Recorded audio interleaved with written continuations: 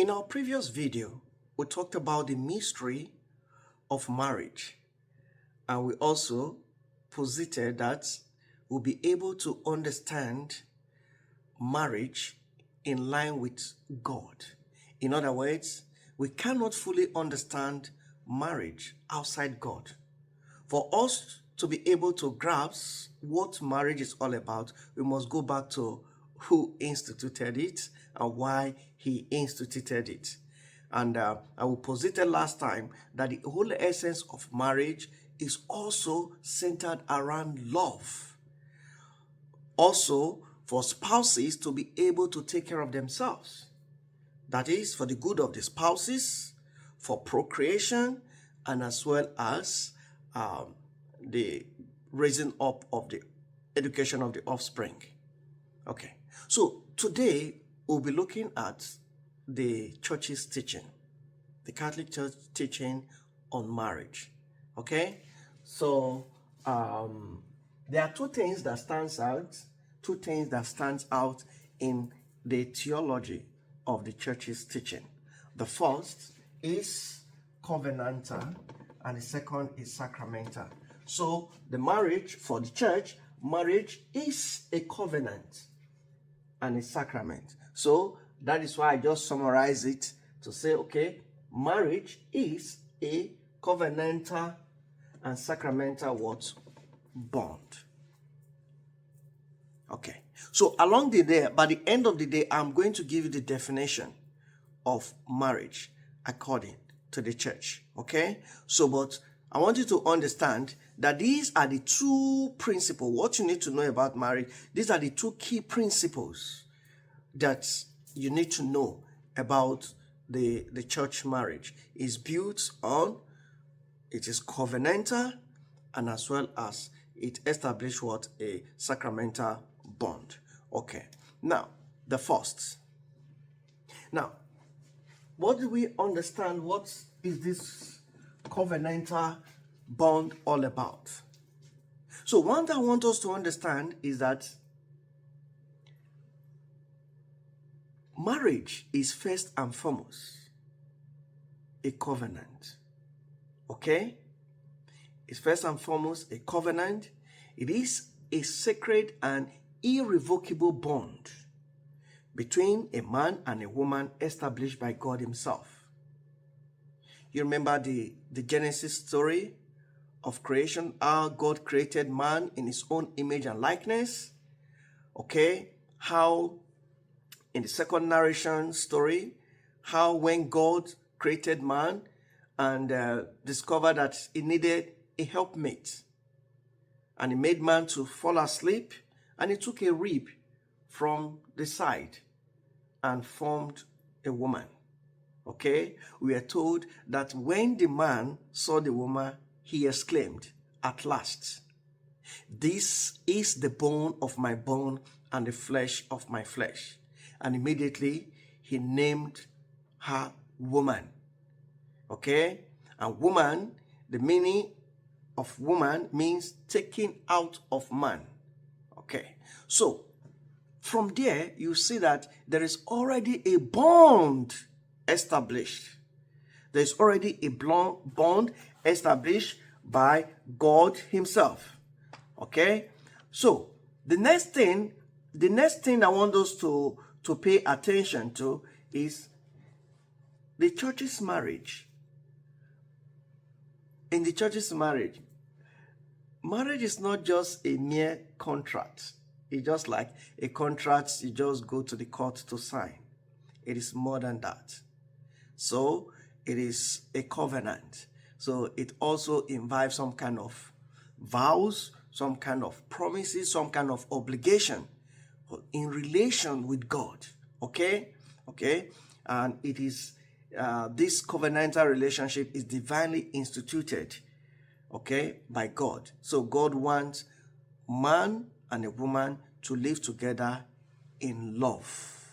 Now let us look at some of the features of covenantal nature of marriage. What does it entail? The first is it is rooted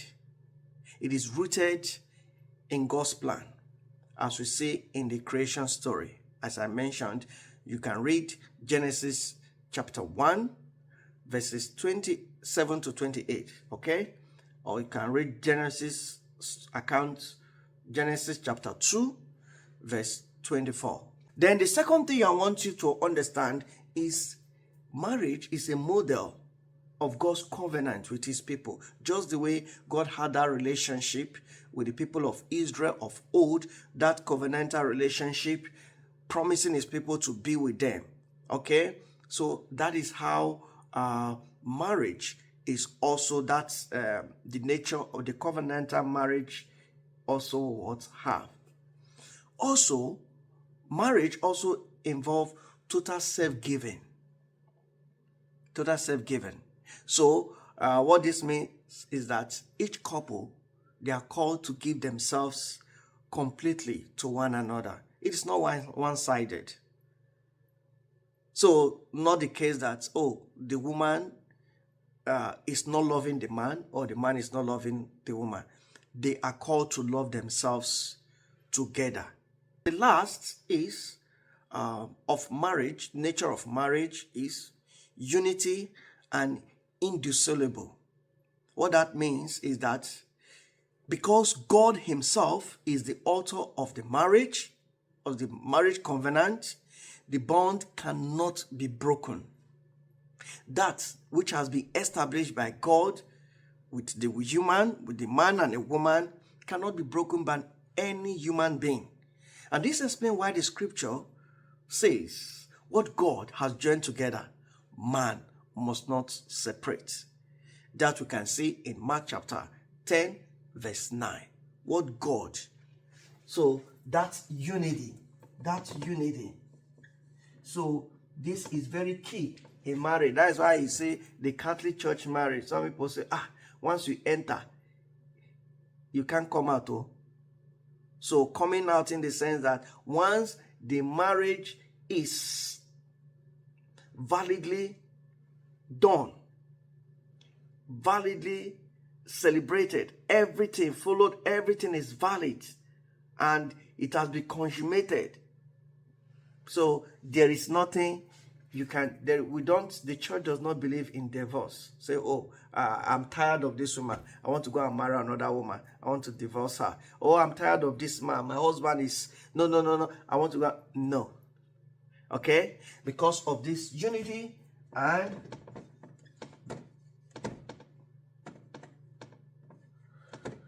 indissoluble. Okay? So because of this unity and indissoluble, so marriage cannot be broken. Cannot.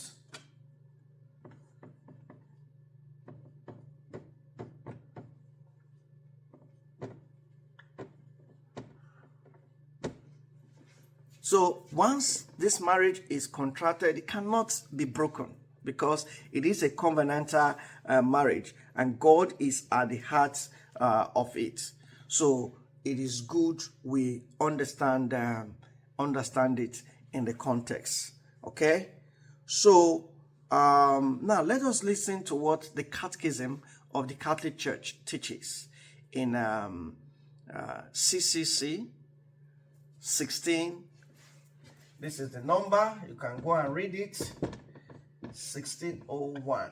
Okay? 1601. I'm going to read what it says. It said, matrimonial covenant by which a man and a woman establish between themselves a partnership of a whole life is ordered towards the good of the spouses and the procreation and education of offspring. I think I mentioned that at the beginning of the video. Okay, so take note.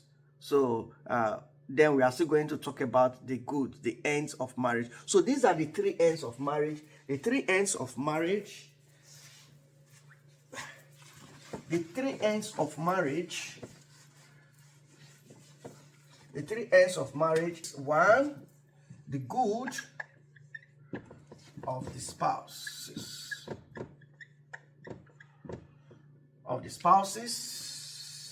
Two, procreation. 3,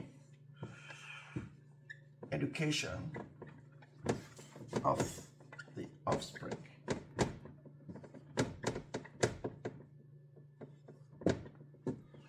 Okay, so that is the 3 ends of marriage. So what this means is that couples are to seek the good of one another. Help yourself to grow. So don't be selfish. Seek the good of your partner. So the marriage is not just all about also just giving birth, which is procreation, but also try to help one another to achieve your goal in life, your mission in life, and also help one another to grow in faith and the love of God. And this explains why in the church's theology, this sacrament called matrimony is the sacrament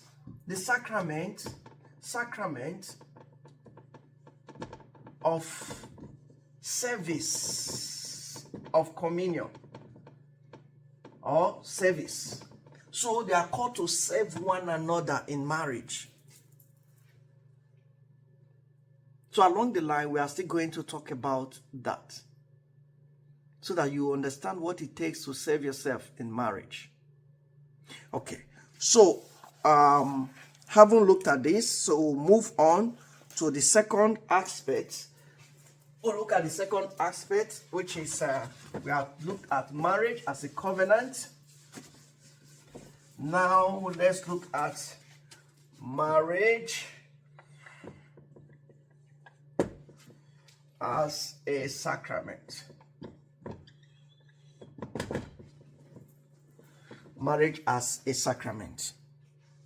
Now, the church teaches that when 2 baptized persons freely entered into a valid marriage, Christ elevates their union to the dignity of a sacrament. You see that? When 2 baptized persons decided, they have agreed freely without coercion, say, oh, we have agreed to enter a valid marriage. So once the marriage is valid, Christ has elevated that union to the dignity of sacrament. This means the marriage becomes a visible sign of God's invisible grace. So it offers a visible what?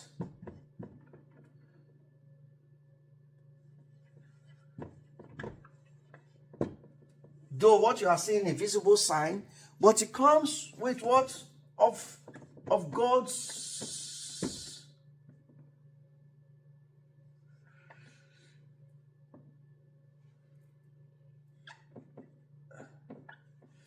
invisible grace.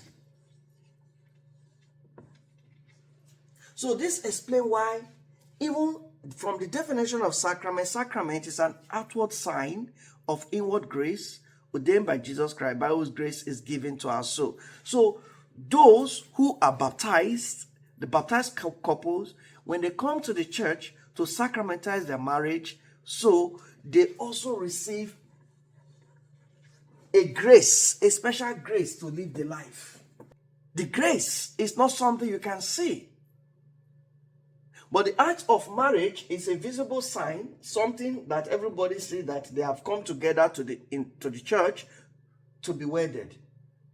But that marriage, that union that takes place, that brings them together to live as one, comes with an invisible grace.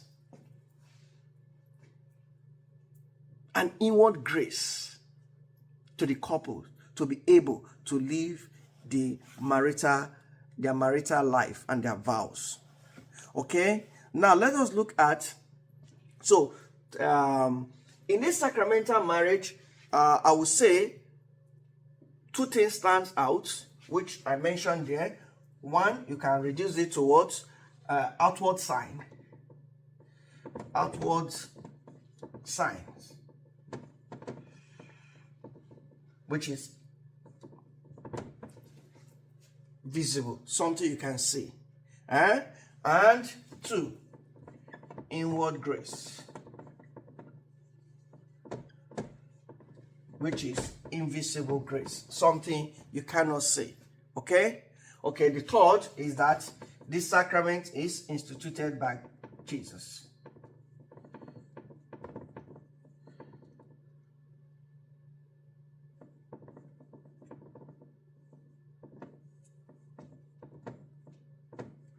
Okay?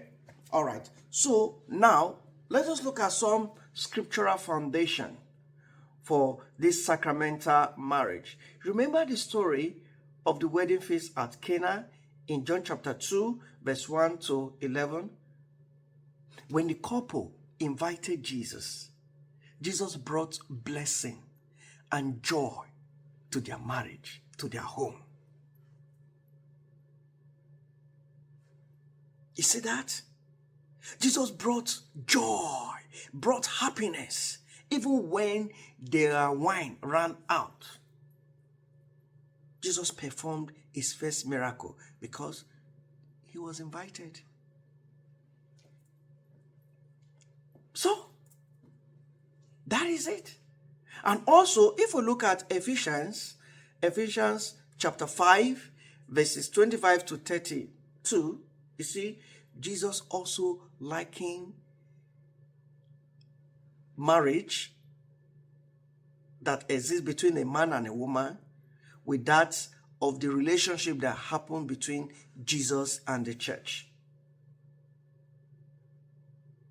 You see that? You see that linkage?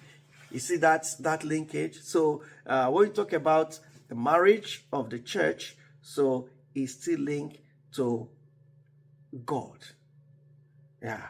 So you see Jesus, St. Paul speaking to the people of Ephesus, telling them that just as they should treat one another, especially couples, treat one another well, just the way Christ, the head, treats his body,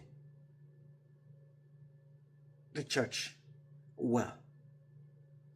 And I think this passage of St. Paul, a lot of people have used it wrongly. A lot of people have used it erroneously. A lot of people have used it to cause a lot of harm in the married life. In my next video, I will highlight that. So you see how people are leading a lot of souls astray. Marriages are being broken because every day people tend to quote this passage, especially the last verse of Ephesians chapter 5, verse 33, that talked about husband, love your wife, and wife, respect your husband. And these have given a lot of people to start interpreting this passage as they like. Some have posited that what St. Paul and what God is saying is that women don't have the capacity of loving. What do you think? See me in the next video.